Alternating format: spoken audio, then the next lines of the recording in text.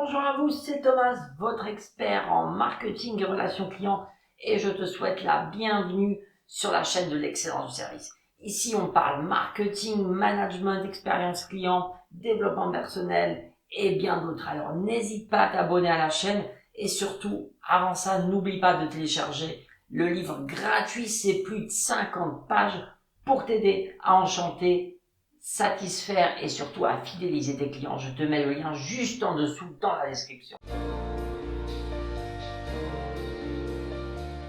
Alors aujourd'hui, je vais te dire comment faire un bon benchmark et surtout pourquoi en faire un. Tu verras que c'est super utile pour t'inspirer des meilleurs et justement améliorer ton business. Alors qu'est-ce qu'on verra dans la vidéo d'aujourd'hui? Tout d'abord, pourquoi il est important de faire un benchmark. Ensuite, les objectifs, comment définir les objectifs de ton benchmark, c'est super important. Ensuite, comment construire les points de comparaison, comment trouver ses concurrents et comment bien sûr analyser ce qu'ils font de mieux. Et enfin, comment construire un plan d'action pour t'améliorer. Alors, tout d'abord, pourquoi faire un benchmark? Forcément, ça va être dans l'objectif de t'améliorer, de t'inspirer des meilleurs. Mais on peut dénombrer 4 différents types de benchmark. On a le benchmark interne, justement, qui va consister à se comparer à un département de ton entreprise. Donc là, c'est plutôt pour les salariés. C'est très utile pour voir, par exemple, ce que font les autres directions et ce qu'on peut transposer chez nous. Ensuite, on a le benchmark dit de fonction.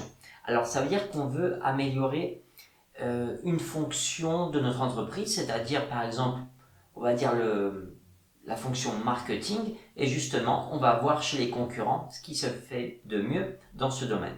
Ensuite, on a le benchmark concurrentiel. Alors là, typiquement, on va regarder directement nos concurrents directs.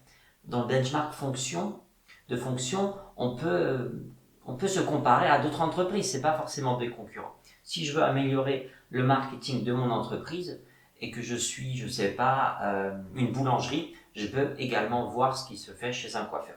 Alors que le benchmark dit concurrentiel, c'est un benchmark qui va consister à ce. Et ensuite, on a le benchmark dit générique. Alors, un benchmark générique, ça va consister à trouver, à comparer des modes de travail, des processus. Par exemple, je veux améliorer, on va dire, ma livraison. Je vais voir ce qui se fait ailleurs.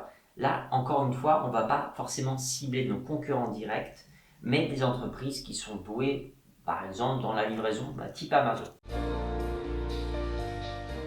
Alors justement, là, il faut savoir qu'est-ce que tu veux faire. Est-ce que tu veux améliorer, par exemple, ta communication? Est-ce que tu veux te comparer à tes concurrents? Et ensuite, voilà, définis ton objectif. Tu as les 4 types de benchmark. Définis tes objectifs et ensuite, maintenant, tu vas pouvoir passer à l'étape suivante, c'est-à-dire construire ce que tu veux comparer chez les autres. Donc reste avec moi. Par la suite, je vais te montrer vraiment un exemple concret de benchmark que j'ai réalisé très rapidement pour un cas typique.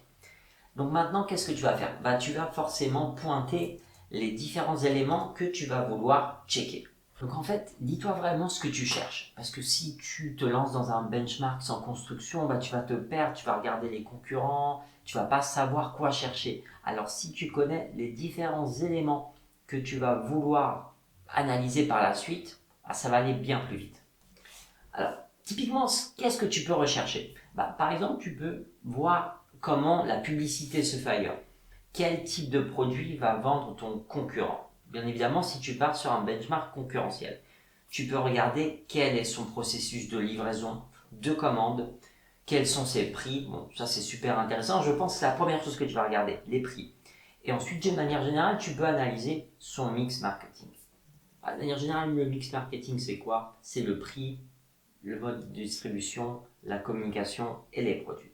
Voilà, donc tu peux justement te fixer une liste que tu vas checker chez tes différents concurrents. Tu te fais un tableau Excel des différents éléments que tu veux checker, tu listes tes concurrents et hop, tu analyses. Je te montre tout ça tout de suite.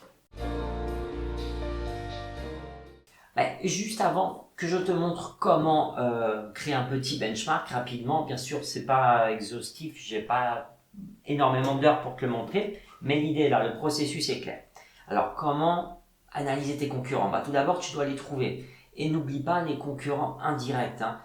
Les concurrents directs, on les trouve facilement, mais il faut surtout pas oublier les concurrents indirects. Alors, comment obtenir les infos? Tout simplement, soit tu testes toi-même, tu t'improvises visiteur mystère, tu testes les produits, les services, tu fais ta liste, tu check. Je pense que c'est le mieux. Après, bien évidemment, si c'est des produits ou services onéreux, c'est un peu plus compliqué, ça va te coûter cher, hein. Sinon, tu as toujours la presse spécialisée, c'est des informations fiables. Ensuite, tu as Internet, à filtrer bien évidemment. Tu peux checker sur les forums, les avis clients, les réseaux sociaux. N'hésite pas à rentrer dans les groupes Facebook par exemple des différentes marques, comme ça tu auras beaucoup d'informations et de la marque et des autres utilisateurs, c'est super intéressant. Et dernière chose, je t'ai parlé juste avant des différents points à checker. N'oublie pas la petite cerise sur le gâteau, on appelle ça les best practices, c'est-à-dire les meilleurs éléments à retenir, c'est-à-dire le petit plus de chaque marque. C'est super intéressant. Tu verras, chaque marque a un point fort, quelque chose qui la différencie des autres, et c'est intéressant de savoir quelle marque a quel point fort. C'est intéressant pour s'en inspirer.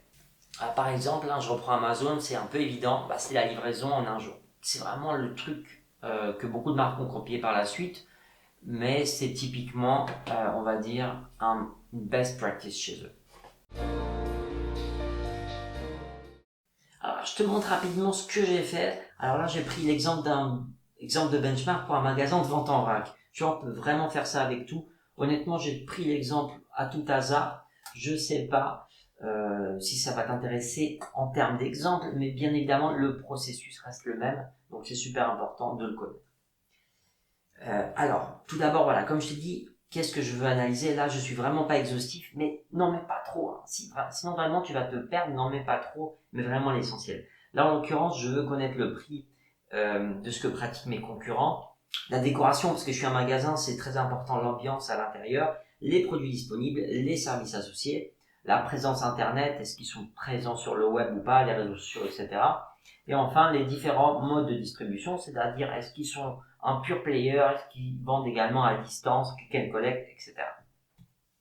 Voilà. Ensuite, je vais faire quoi? Je vais identifier mes concurrents. Bon, là, je me suis pas foulé, je les ai appelés ABC. On peut en mettre, aller jusqu'à 5, sinon vous allez vous perdre. Vraiment, prenez toujours le plus pertinent. Ok, la suite c'est quoi? Justement, petit Excel rapide, j'ai pas tout rempli, désolé, mais j'analyse les points que je surveille, que je veux checker sur mes concurrents. Bon là j'ai mis ABC, vous voyez décoration, prix, produit. Et l'idée c'est quoi? C'est de noter beaucoup de choses. Là c'est vraiment minimaliste, hein. Vous devez remplir chaque colonne et bien en mettre bien plus que moi. Par exemple la décoration, vous allez dire style très épuré scandinave. Vous allez bien sûr mettre quelques photos et analyser davantage, hein.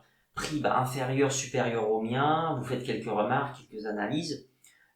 Produit, bon, notez que du Made in France, etc. Notez bien plus en détail. Mode de distribution, uniquement en boutique, également e-commerce. Les services, voilà, ça peut être un système de livraison gratuit à partir de 50 € d'achat, typiquement. Et un exemple de best practice, c'est-à-dire, une petite coquille, ils vous livrent chez vous. Et comme c'est du vrac, forcément, ils doivent pas créer de gaspillage. Donc, ils vous livrent, ils vous mettent les produits dans des bocaux, dans vos contenants, et ensuite, ils récupèrent les différentes boîtes. Ça peut être un exemple d'une pratique intéressante. Je viens de l'inventer, hein, ça, je sais pas si ça existe. Et ensuite, vous allez construire votre plan d'action pour les produits, services, décoration, distribution, etc., etc. Donc voilà, pour résumer vraiment, le plus important pour moi, c'est de connaître les objectifs, c'est-à-dire à quoi va nous servir le benchmark et quels éléments on veut voir chez les autres. Sinon, ça va partir en vrille. Donc voilà, préparez bien la chose, trouvez les bons concurrents et ensuite l'analyse sera vraiment facile. L'analyse, c'est pas le plus compliqué. Allez voir ce que font les autres, c'est super simple, c'est à la portée de tout le monde. Mais le plus compliqué et le plus important, ça va être de construire votre grille d'analyse. Alors j'espère que cette vidéo t'a plu. Si tu as des questions, surtout n'hésite pas à les poser en commentaire juste en dessous. N'oublie pas de partager, liker si ça t'a fait plaisir, ça me fera plaisir également. Et surtout n'oublie pas de t'abonner à la chaîne L'Excellence du Service. Je fais un petit article sur le site web excellenceduservice.com, donc n'hésite pas à y jeter un œil. Je te dis à la semaine prochaine et bonne fête de Pâques malgré le confinement. Prends soin de toi, prenez soin de vous, à bientôt.